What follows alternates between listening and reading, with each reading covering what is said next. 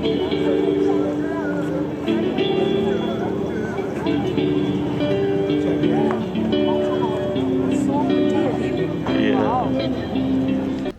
वालेकुम दोस्तों, उम्मीद करता हूँ आप लोग सब खैरियत से होंगे। एक बहुत ही इंटरेस्टिंग व्लॉग के साथ मैं हूँ अदील। इस वक्त जो है वो हम मौजूद हैं इटली के रेनेसांस कैपिटल फ्लोरेंस में, और यहाँ पे काम के सिलसिले में आना हुआ था, तो मैंने सोचा कि आप लोगों के लिए एक व्लॉग बना लें। तो फ्लोरेंस जो है दरिया आर्नो के साथ बना हुआ एक नहायत ही खूबसूरत शहर है, जो कि अपने आर्किटेक्चर और रेनेसांस एरा आर्ट की वजह से मशहूर है, और बहुत ही खूबसूरत वाइब्स हैं। और जितनी भी आर्किटेक्चरल और आर्ट रिलेटेड हिस्टोरिकल मॉन्यूमेंट्स हैं इटली के, वो ज़्यादातर जिनका ओरिजिन है वो इस टस्कनी रीजन से शुरू होता है। तो आइए शहर को एक्सप्लोर करते हैं।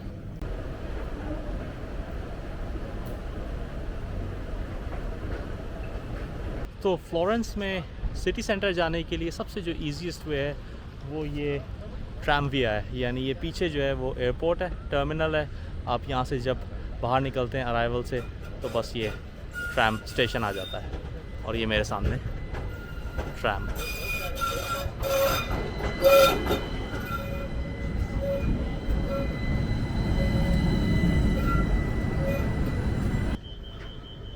तो जी एयरपोर्ट से फ्लोरेंस सिटी का सफ़र तकरीबन 25 मिनट का है।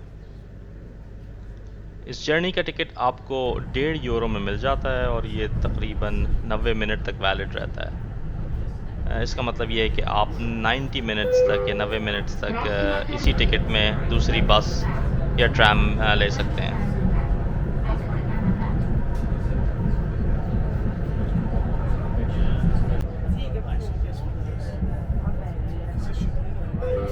एयरपोर्ट से सिटी सेंटर पहुंचने में तकरीबन 25 से 26 मिनट लग जाते हैं, और फिर सारी मेन अट्रैक्शंस आप पैदल घूम सकते हैं।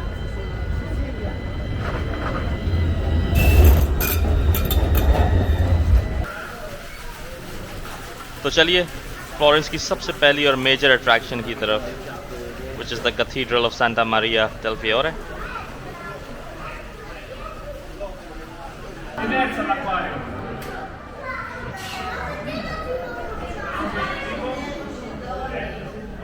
Walking in Florence has a very unique vibe to it. बड़ी तादाद में टूरिस्ट्स, शहर की गहमा गहमी, बिल्कुल ऐसा महसूस होता है जैसे ये शहर जिंदा है। फ्लोरेंस की आर्किटेक्चर की तो क्या ही बात है। Italian architecture complemented by the 15th century Renaissance era architecture just brings a majestic vibe to the city. तो जी चलते चलते हम पहुंच गए cathedral of Santa Maria del Fiore, और दूर से ही आपको कैथीड्रल का गुंबद नज़र आना शुरू हो जाएगा।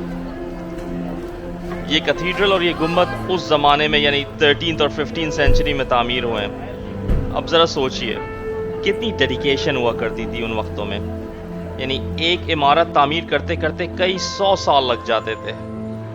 यानी किसी एक बादशाह या एक गवर्नमेंट के एरा में तो ये काम मुमकिन नहीं था, तो शायद 3 या 4 बादशाह रहे हों या इससे भी ज़्यादा, मगर मजाल है कि कोई काम अधूरा छोड़ा हो।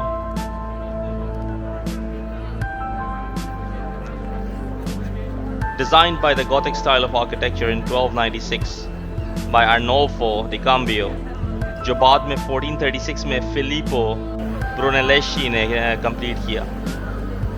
बहुत ही खूबसूरत ये कैथीड्रल है, और इसके अंदर जाने वालों की लाइन ज़रा देख लीजिए, बिल्कुल पीछे तक सख्त गर्मी में भी खड़े हैं।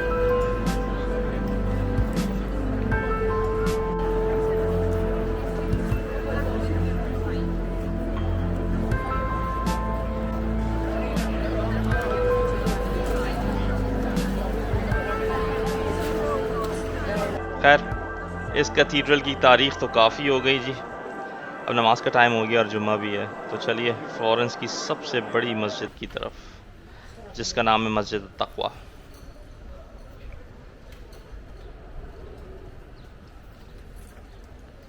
ये मस्जिद सांता मारिया कैथीड्रल से 5 से 6 मिनट की वॉकिंग डिस्टेंस पे मौजूद है, और मस्जिद के करीब आते ही आपको नमाजी नज़र आना शुरू हो जाएंगे, तो आपको एक निशानी है कि मस्जिद करीब आ गई। और बिल्कुल सेंट्रल फ्लोरेंस में ही वाक़ है। इसका नाम मैंने आपको बताया मस्जिद तकवा है। तो आइए अंदर चलते हैं और नमाज़ पढ़ते हैं।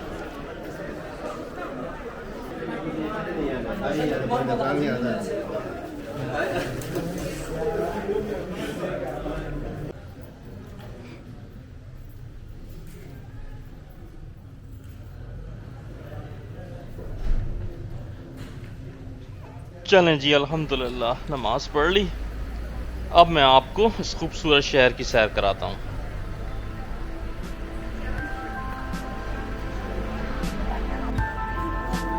और ये एक और चर्च है, इसका नाम बेसिलिका ऑफ सांता क्रोचे है। कुछ चर्चेस को पोप की तरफ से कुछ खास प्रिविलेजेस दी जाती थी, और फिर उन चर्चेस को बेसिलिका कहा जाता है जिनको वो खास प्रिविलेजेस दी जाती थी। ये बेसिलिका भी 1294 में बनना शुरू हुआ था। अब इस तरह के बहुत सारे चर्चेस हैं फ्लोरेंस में, अब हर एक को तो कवर नहीं किया जा सकता, तो बार बार से ही दिखा सकता हूँ। जब आप विज़िट करें तो आप अपनी चॉइस के हिसाब से फिर आप घूम सकते हैं, लेकिन ये बड़ी खूबसूरत साइट है।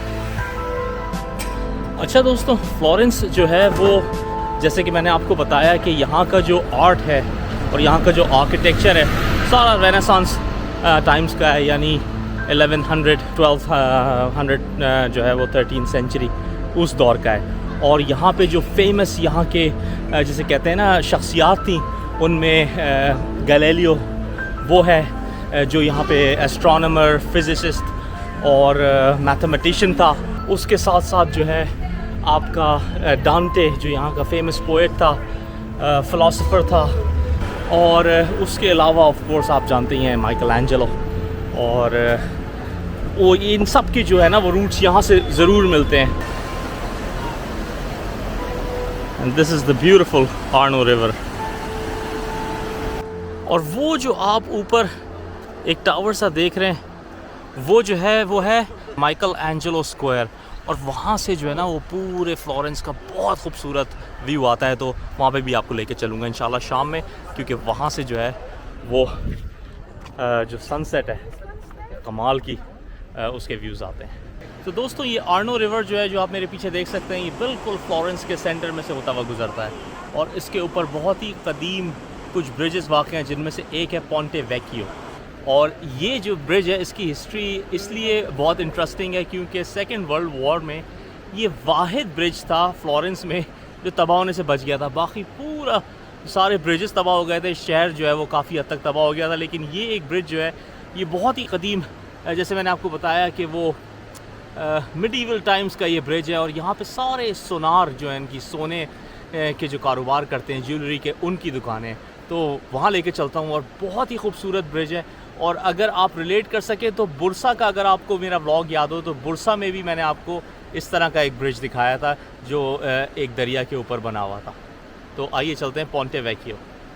आपको इस्तांबुल का ग्रैंड बाज़ार याद आ जाएगा, सारे ज्वेलरी की शॉप्स।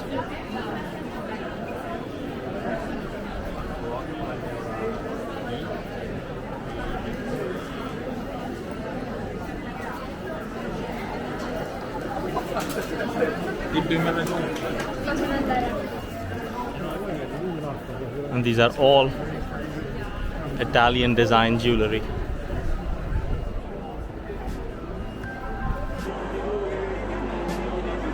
ये स्टैचू बेनवेनिटो चेल्लिनी का है, जो 16th सेंचुरी में फ्लोरेंस का सबसे मशहूर सुनार था। और भाई साहब काफ़ी जंगजू वाक़े हुए थे, इन्होंने 3-4 खून भी कर दिए थे। पुराने वक्तों में यहाँ कसाब, चमड़ा बनाने वाले और सब्ज़ी फरोश बैठा करते थे, मगर अब यहाँ सिर्फ़ और सिर्फ ज्वेलरी की शॉप्स हैं। आप फ्लोरेंस जब भी आएँ, इस खूबसूरत ब्रिज, इस मिडीवल टाइम के इस ब्रिज और इस आर्नो रिवर को देखने ज़रूर आइएगा।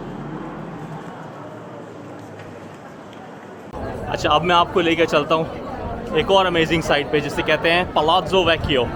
वहाँ पे जैसे मैंने आपको बताया माइकल एंजेलो, डोनाटेलो और मुख्तलिफ इनके जो वो थे आर्टिस्ट से, उनके बनाए हुए मुजस्समे लगे हुए हैं और बड़े ज़बरदस्त म्यूज़ियम्स हैं। और आप ये देख सकते हैं ऊपर आसमान जो है वो सूरज चला गया है और बादल आ गए हैं, तो किसी भी वक्त बारिश शुरू हो सकती है। We have to be prepared for it. अगर आपने टॉम हैंक्स की इन्फर्नो मूवी देखी है तो इसमें पलाज़ो वैक्यू दिखाया है और उसकी छत से, उसके टावर से गिर के जो वो बिलियनेयर होता है वो वहाँ से गिर के मरता है। तो इन्फर्नो बहुत अच्छी मूवी है, ज़रूर देखिएगा।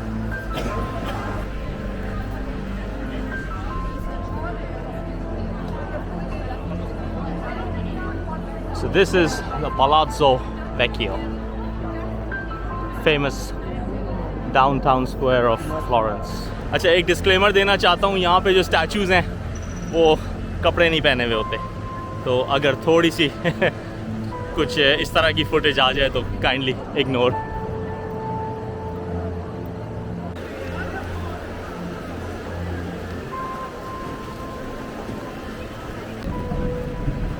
बारिश शुरू हो चुकी है और हर कोई छतरियों के पीछे छुपा हुआ शेड में जाने की कोशिश कर रहा है। क्या ज़बरदस्त मौसम। अभी इतनी सख्त गर्मी थी और अब बारिश शुरू हो गई। और मैं जो हूँ ये इस शेड के नीचे छुपा हुआ हूँ क्योंकि कैमरे भी बचाने। और ये है फ्लोरेंस की famous Uffizi art gallery and museum, जो बिल्कुल पलाज़ो वैक्यू के साथ ही बनाया हुआ है। 16वीं सेंचुरी में बने इस म्यूजियम में रेनेसांस एरा के प्राइसलेस आर्टवर्क्स मौजूद हैं। यहाँ पे Michael Angelo, Leonardo da Vinci, Rafael और बहुत सारे रिनोन्ड आर्टिस्ट की पेंटिंग्स डिस्प्ले पर हैं। इसके अलावा रेनेसांस एरा का फेमस स्कल्प्टर डोनाटेलो के बनाए हुए मुजस्समे भी यहाँ पे मौजूद हैं।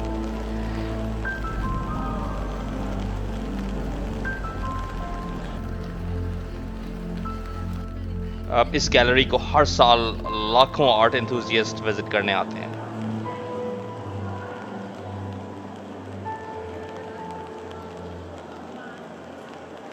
अब म्यूजियम्स तो बहुत देख लिए, चले थोड़ी शॉपिंग हो जाए।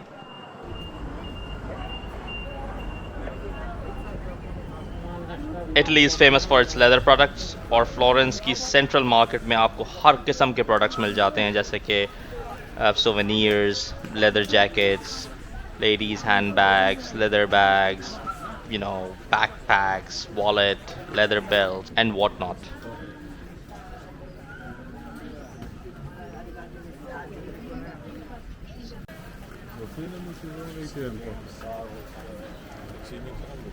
और सबसे मज़े की बात यह है कि you can do a hard bargain here as well.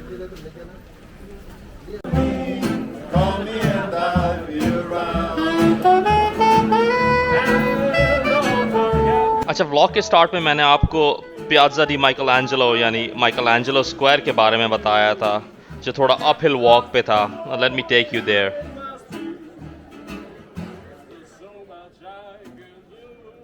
Make sure you wear comfortable shoes when coming to Florence, as you need to walk a lot, and it's also an uphill city.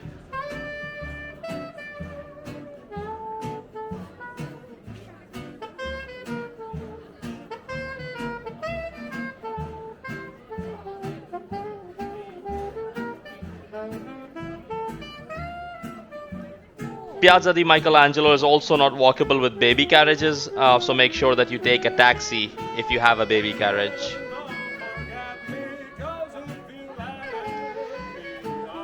और जब आप ऊपर पहुंचते हैं तो समा ही बिल्कुल अलग होता है। फ्लोरेंस का हसीन पैनोरामिक व्यू आपको किसी और दुनिया में ले जाता है।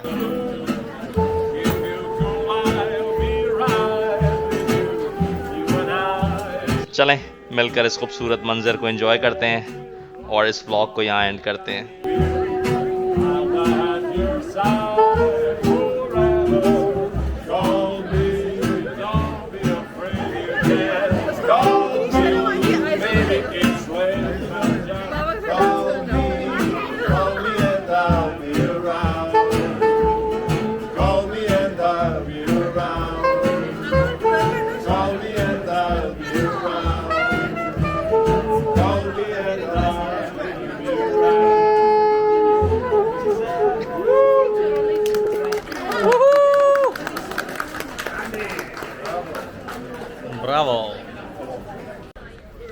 तो दोस्तों, उम्मीद करता हूँ कि आपको ये खूबसूरत सिटी फ्लोरेंस पसंद आई होगी और ये व्लॉग जो मैंने आपको दिखाया है ये पसंद आया होगा।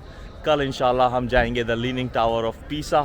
तो बस अपना बहुत ख्याल रखें, इसी तरह से जो है वो अप्रिशिएट करते रहें, लाइक करें, शेयर करें, और इस उम्मीद के साथ कि दोबारा मुलाकात होगी। Take care of yourself.